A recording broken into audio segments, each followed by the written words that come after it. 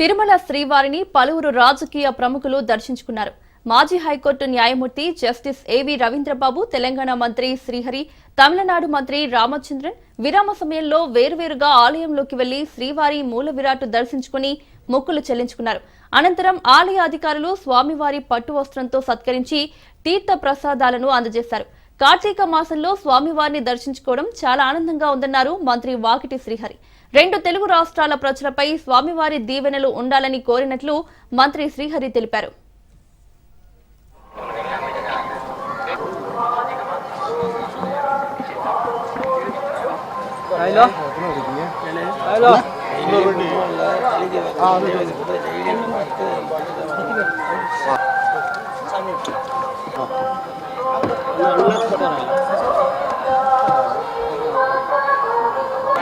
ఇక్కడ మనిషికి వచ్చినట్టు వస్తుంది అన్నది ఏందో దిగే పరిస్థితిలో ఉన్నాడు కదా.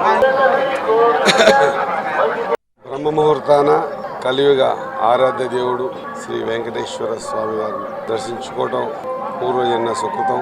ఆ సర్వేశ్వరుని ఆశీర్వాదాలు ఉభయ రాష్ట్రాల తెలుగు ప్రజలందరికీ ఉండాలని, ఈ ఇరు రాష్ట్రాలు సుభిక్షంగా ఉండాలని, ముఖ్యంగా తెలంగాణలో ఉన్నటువంటి అధికారంలో ఉన్నటువంటి ముఖ్యమంత్రి గారు, మిగతా మంత్రిమండలి అందరూ ఎమ్మెల్యేలకు ఓ మంచి సద్బుద్ధి, మంచి ఆలోచన ఇచ్చినటువంటి భగవంతుడు అది ఆచరణ రూపంలో దాల్చే విధంగా భగవంతుని ఆశీర్వాదం కావాలని, తద్వారా వెనుకబడ్డ జాతులకు న్యాయం జరగాలని, బీద బడుగు బలహీన వర్గాలు మంచిగా ఉండాలని సర్వేశ్వరుని కోరుతూ, ఆయన కృపాకటాక్షం వల్ల ఈరోజు ఎంతో సర్వతోముఖాభివృద్ధికి ముందుకుపోతా ఉన్న సందర్భాన ఇరు రాష్ట్రాలే కాదు, ఈ దేశంలో ప్రపంచ దేశాల్లో ఉన్నటువంటి పొంగు బంగారమైనటువంటి వెంకటేశ్వర స్వామి ఆశీర్వాదాలు అందరికీ ఎల్లవేళ ఉండాలని మనస్ఫూర్తిగా భగవంతుని కోరుతాం.